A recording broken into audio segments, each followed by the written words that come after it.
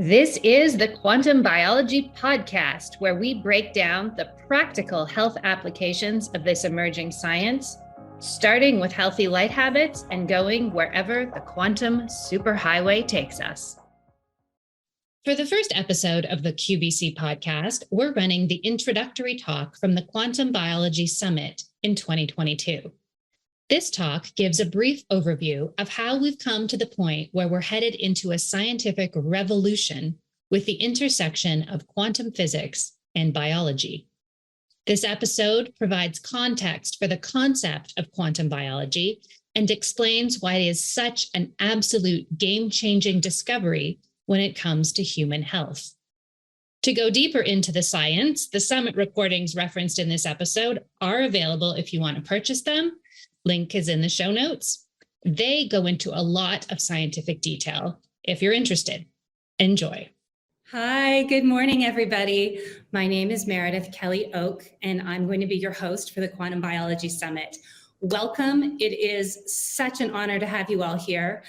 This is the first time that anything like this has happened around this topic, where we've gathered together a collection of people who have been studying these principles and working with these principles for several years now and have come to a place where they really have such an abundance of groundbreaking wisdom to share about what they've learned about how health and healing really works. Before we get started, we're going to jump right into learning all about quantum biology, but I just want to go over a couple of things to make sure that everybody is good. So you are watching me on something called StreamYard, and on the side of your screen, there should be a chat. So if you could say hi in the chat, I'm going to say hi back if you want to just show in. And Ernesto, Molly, Heather, hello, good morning, Angela. So good to see everybody here. Angela is a past student of the Quantum Biology Collective, and Ernesto is too. Maribel, great. Susan, Keong, thank you. It's so good to see you all. Drop in the chat as well where you are right now, where in the world you are, where you're living.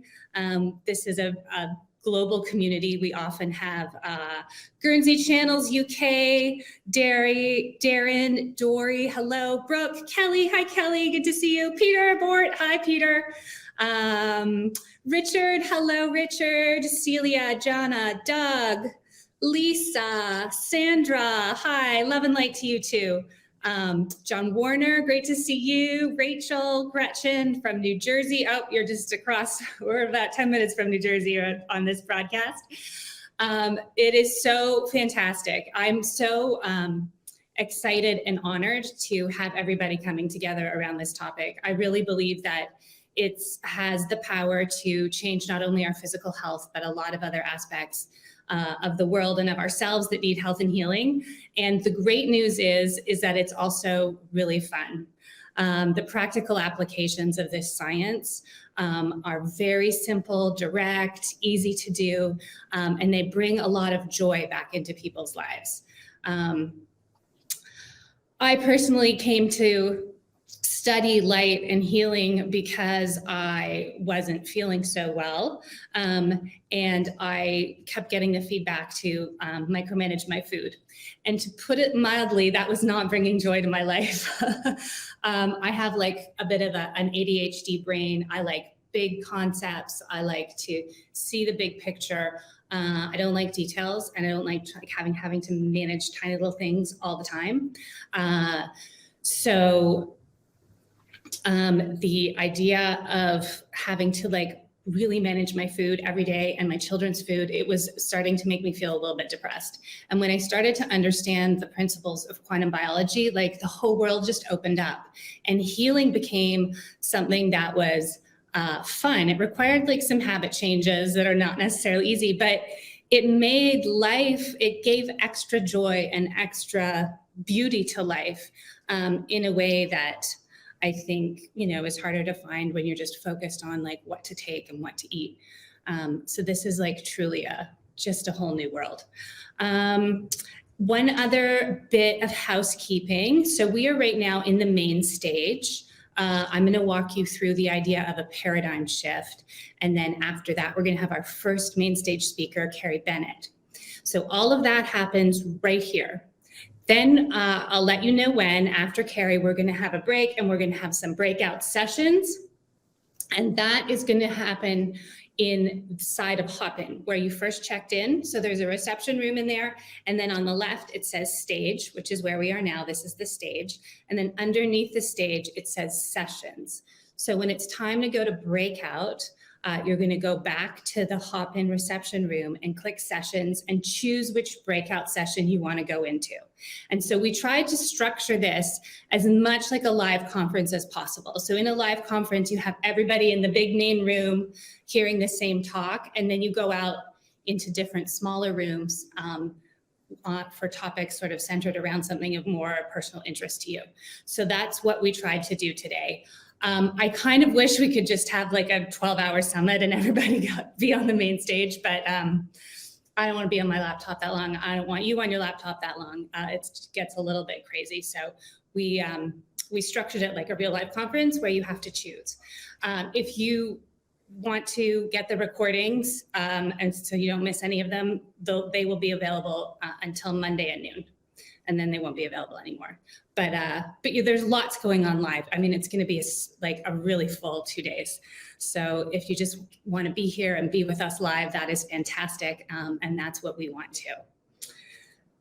So I see like so many people are here. All right. Good morning. Good morning. Good morning from the Ritz-Carlton at Lake Oconee in Georgia. Love it. Welcome, Patricia. Okay, so who am I and why am I hosting this summit? Well, my background is in media communications. Sorry, I forgot to set my timer so I don't talk for the entire thing. My background is in media communications and executive coaching. What does that have to do with quantum biology? Nothing. It has nothing to do with quantum biology, but that was the mindset, and those are my frameworks for seeing the world and for thinking and where my skills and experience lie. So when I started to study this topic for my own health and healing, what I noticed about it first is that the information is quite disorganized because it's so new that it becomes very difficult to access, not just for people like me who are patients, but even for practitioners who would want to incorporate the protocols into their practice. There was no sort of clear path to do that. So the way that my mind works was I thought about it in terms of how do we organize this information and find people who have the expertise to share and get them organized in a way that they can share it with the next round of people who are ready to learn. And then you guys can share it with the next round. And in a way, this event is it's like a gong. We're all particles, and we're going to hit the gong today and send out those frequencies into the world of sharing how this all works. And as a coach, one of the things that I help people do is I help them to reach goals or change behaviors or have something happen in their life. I'm an extra support mechanism to make sure to get the stuff that's in the way out of the way so they can move forward. And so what I came to understand is that when it comes to changing behaviors, there's a few things people need to understand what to do. They need to understand why to do it. And that's different for everybody. Like for me, I just need to understand a little bit. I'm like, why am I getting up at sunrise? Oh, okay, because the frequencies at light at that time are programming all of my body's processes, including all of my hormones and melatonin, and I'm preparing myself for sleep later that night. Yeah, okay, I'll get up at sunrise, right? But I needed that information. I can't explain to you all of the mechanisms. Carrie can, our other speakers can, and that's why they're here. So that's sort of, for me, that's what I need. For somebody else, they might need more, but we just need a little bit to understand. And then we need a why, right? Why? Because changing our behaviors is a challenge. It's not easy to do. It's much easier to stay in our comfort zone and do what we're doing. And so we need a really strong why underneath the change, right? And so for most of us, it's to feel better because we're here because we don't feel well. And the medical system can't help us For me, it was because I wasn't sick enough. Like I was too sick to be thoroughly living my life, but I wasn't sick enough to have any of the mainstream doctors know what to do with me. And I think a lot of people are in that space, which is another reason that this approach to health is so impactful, right? Because it helps us get better before we get sick and change the trajectory of where we're going, right? It's going to change our path. So as we get older, as we move through the years, our habits are causing us to be healthier. They're not causing us to break down. We're not adding to the stress on our bodies over and over and over. We're able to structure our lives in a way that we're adding to our healing over and over and over. So as I said, I got here because I wasn't feeling well. I had chronic fatigue to the max. I had it a little bit, and I went to my doctor, and she ran all my labs, and she's like, "No, they're fine. You're fine. Well, it's all good. You're just tired." I said, "Okay," and I went and got pregnant and had a third baby. Well, it turns out I wasn't just tired. It turns out I had pretty severe chronic adrenal fatigue, whatever we're calling it these days. And I was living in an environment that was making it worse. And I had a third child. And I was so tired, and everyone kept telling me it's because I had a baby. And I was like, okay, but this is my third baby. I know the difference between being tired because I didn't get enough sleep and being tired because I literally, my body, my cells just feel depleted. It was more of a depletion than I didn't get enough sleep, right? And I'm sure a lot of people know what I'm talking about. I mean, raise your hand if you've coming through some kind of illness, because fatigue is often the number one symptom. So if you go to any of the practitioners or talk to them about what they look for and what they see, fatigue is often the first red flag that there's some kind of underlying issue, right? And it certainly was for me. So I know a lot of you probably know what I'm talking about, right? I remember going to a doctor's appointment. I remember to get some help with the fatigue. And I remember literally using all of my willpower just to walk down the street. I was like, okay, move your right foot, Meredith. Okay, move your left foot, Meredith. It was that bad.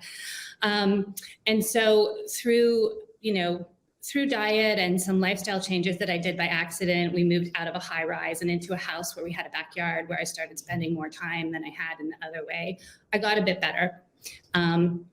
But not enough that I wasn't continuously having to manage my energy. And as I mentioned earlier, constantly regulating my food and managing supplements and all that felt like a prison sentence. Felt like a really difficult way to live the rest of my life. And it wasn't even helping that much. It helped, but not that much. And that's when I found an interview with someone who is a mentor to so many of us, Dr. Jack Cruz. And I started listening to what he had to say about light. And it was one of those moments. I'd actually heard him interviewed before, but I wasn't in a place of desperation. And sometimes we don't hear what we need to hear until our back is up against the wall. And we're just like, whatever it takes, tell me, help me. So that's where I was. And I went back and watched the interview with him again from that place, from the place of okay, whatever it takes, I'll do it. And I heard him talk about light and explain its importance in our life. And I just had that moment where I was like, oh my God, this is it. This is a huge missing piece to my puzzle. And I've, come to realize it's a huge missing piece to so many people's puzzle. So, it took us a while to get sick, and it takes us a while to get better. I'm on the road, but I've done lots of things, but optimizing my light environment, I think, and this is for everybody, right? It's fundamental. And how do we talk about light? How do we talk about optimizing our light environment? Because certainly none of the, I would say, dozen of practitioners that I had seen up until that point, this was back in about 2017, right?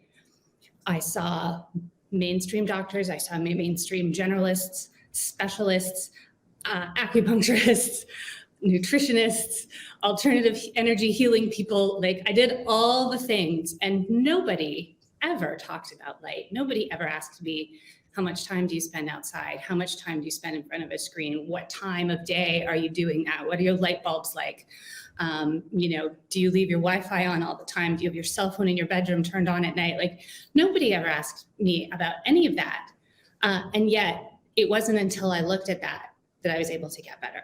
And I know so many people on here. I mean, if you've had a similar experience, please share in the chat. I know we have lots of new people here, but we have a lot of people who've been on this journey for a while. I saw Angela's in here.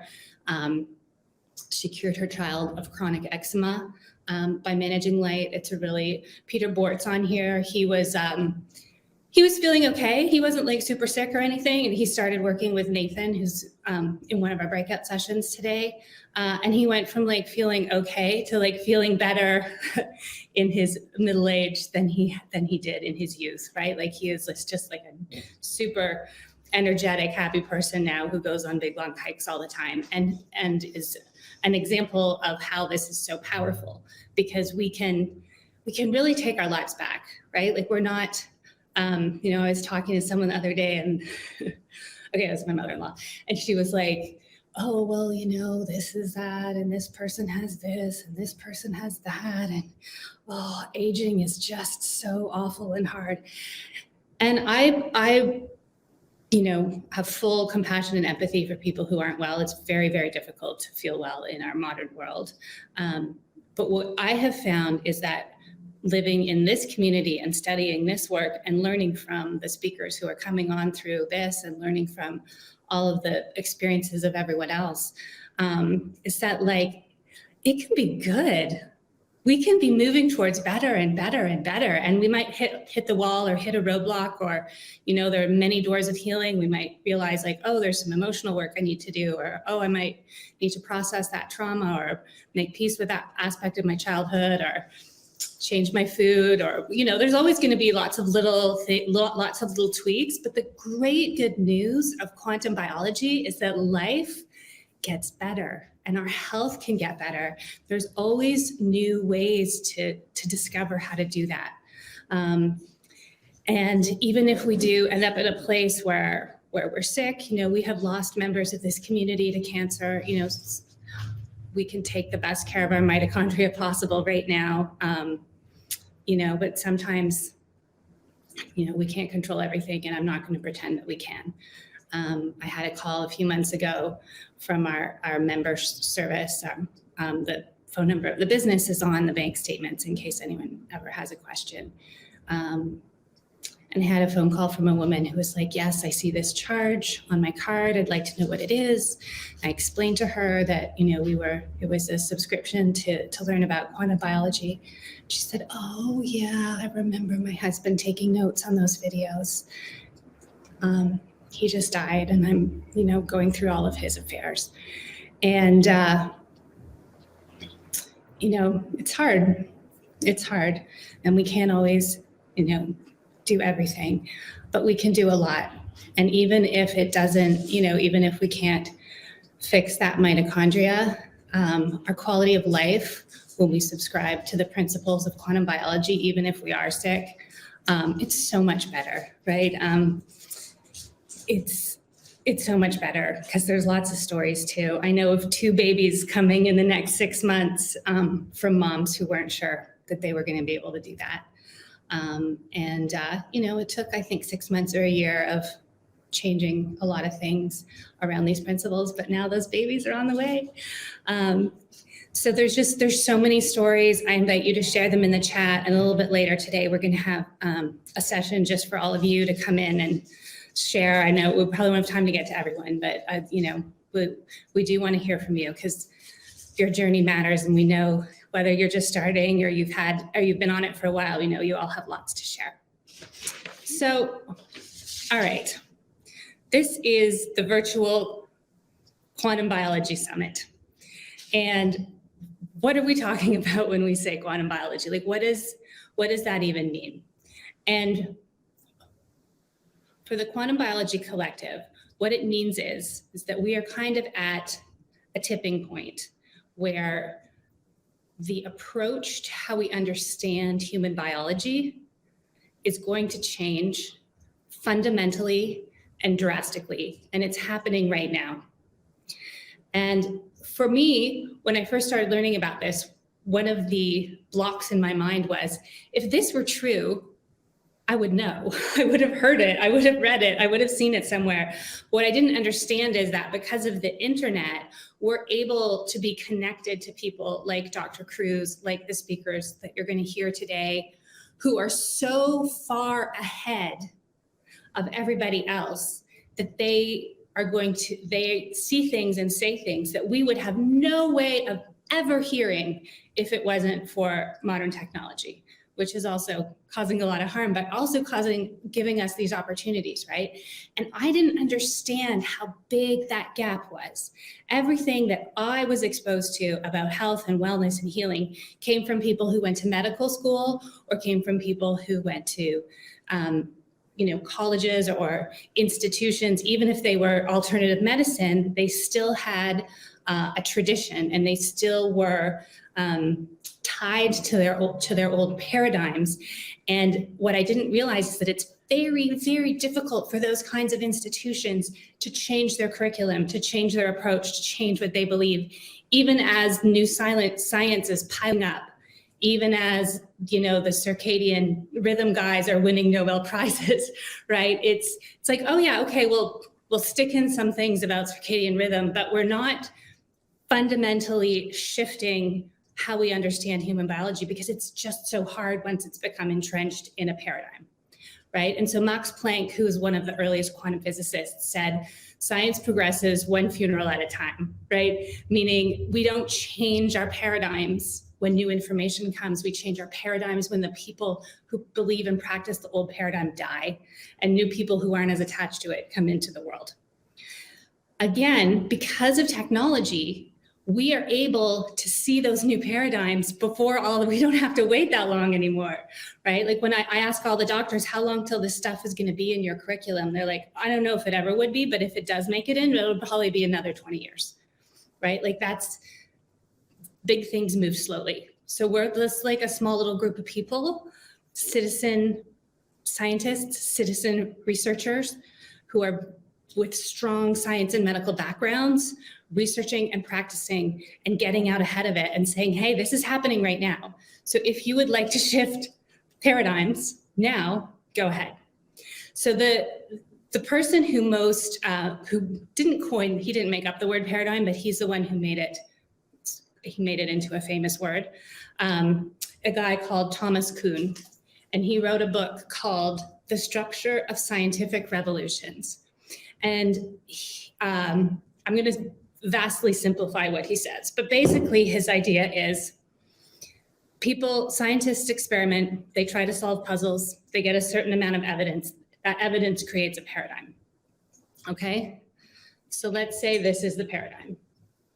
The paradigm is our belief framework, how we think about things, what we believe to be true. So this paradigm could be that humans, biology is biochemical, and that's the end of the story. Genetic determinism, that's a paradigm, that's the end of the story, right? And so we, as scientists, do their research and look for evidence. When they find pieces of evidence that support their paradigm, they're like, oh, look, yeah, that's true. Oh, look, you take medicine, it changes your biochemistry and something happens, so it's true. That's true. And they go around collecting evidence to support their paradigm. That's true. That's true.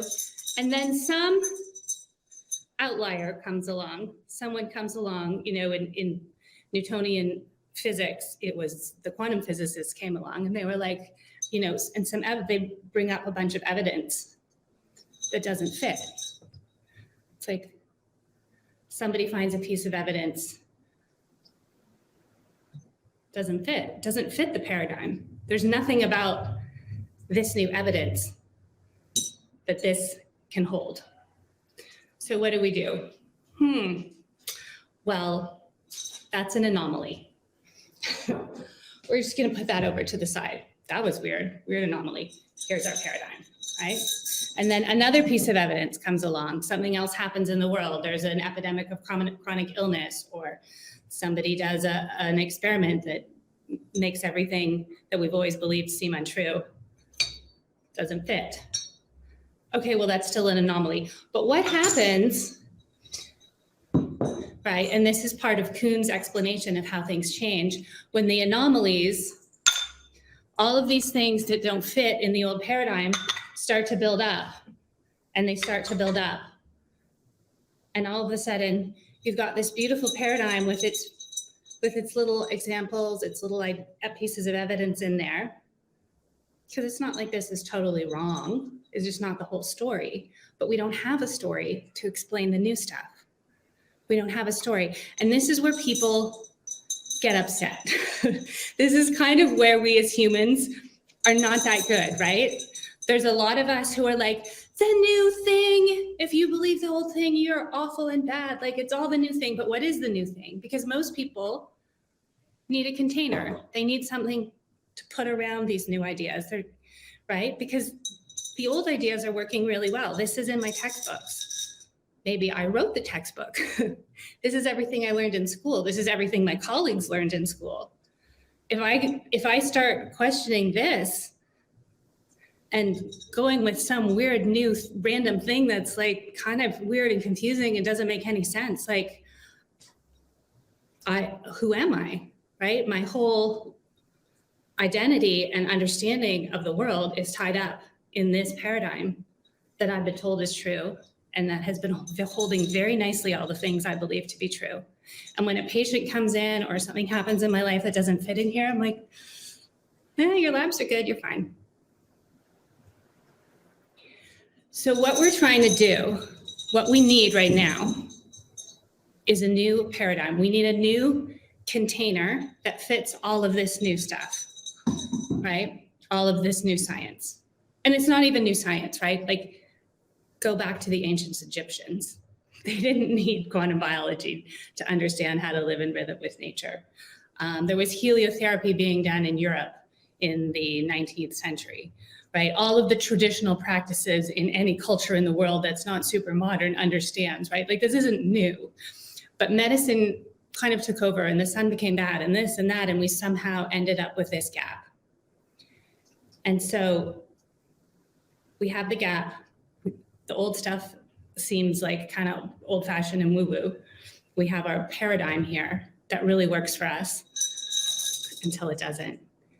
So we need, in order to make the shift to the next phase, we need a new container to hold all of this new science, to hold all of this new evidence.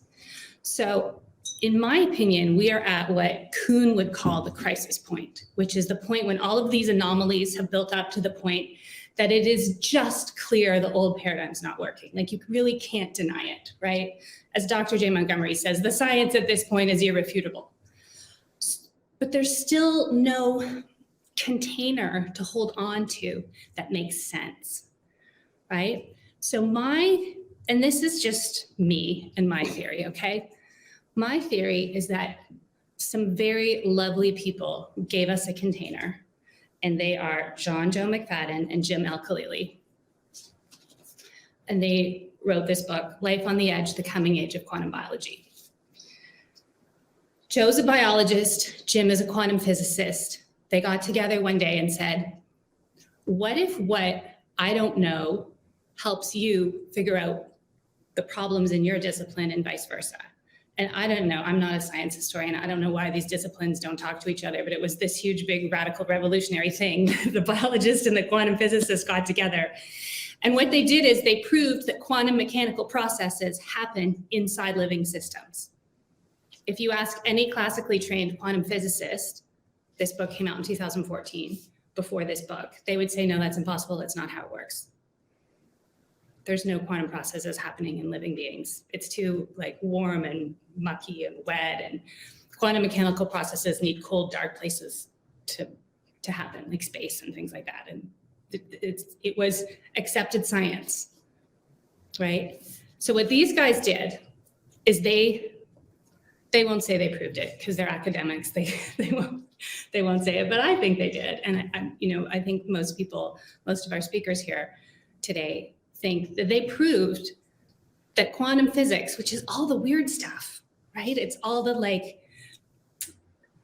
communication and distance and wavelengths and frequencies and things happening in different places at the same time, and all like the super weird stuff. These guys are saying, yeah, that's happening inside of animals and people, right? They proved it with birds. And so this work has nothing to do with human health. They don't mention the human health applications of their work at all. So it's the thinkers who integrated all of this stuff, right? There's so much science to support all of this. You've got Nick Lane, Mei-Wen Ho, Robert Becker, John Ott, Einstein, all the quantum physicists, I could go on all day. There's all of these pieces, right? Floating out there, giving us little parts of the story. Doug Wallace and his work with proving that mitochondria is dysfunctional mitochondria is the source of illness, not just our genes, especially when it comes to cancer, right? So you have all of these things floating out there, all of this amazing work, but nothing to hold it together. And you have a thinker, and I think Dr. Jack Kruse is one of these people who's given such a great gift to humanity, is that he studied all of these things and he was able to integrate them into kind of a coherent, practical health application, right? And so we are calling that quantum biology. So everything that you're going to hear today is coming from the point of view of doctors, clinicians, health coaches, practitioners who approach their work, approach their patients and themselves and their lives from the point of view that we are quantum biologic beings. And this changes everything, right? It changes the entire approach. So this is a practitioner who is gonna, maybe run your labs, but also ask you how much time you spend outside. And things that, as I said earlier, we've all been to so many people who don't even think on that level, right? And if we don't shift to thinking on that level about our health, we're all gonna really suffer, because the way our modern life is structured, it will make us sick. It not maybe, but it will. So that is the shift into the quantum biologic paradigm. All right, so I hope that helped you frame your thinking so that you understand, so that it just shifted you into a new place with it. This has been the Quantum Biology Collective podcast. To find a practitioner who practices from this point of view, visit our directory at quantumbiologycollective.org. If you are a practitioner, definitely take a look at the Applied Quantum Biology Certification, a 6-week study of the science of the new human health paradigm and its practical application with your patients and clients. We also love to feature graduates of the program on this very podcast. Until next time, the QBC.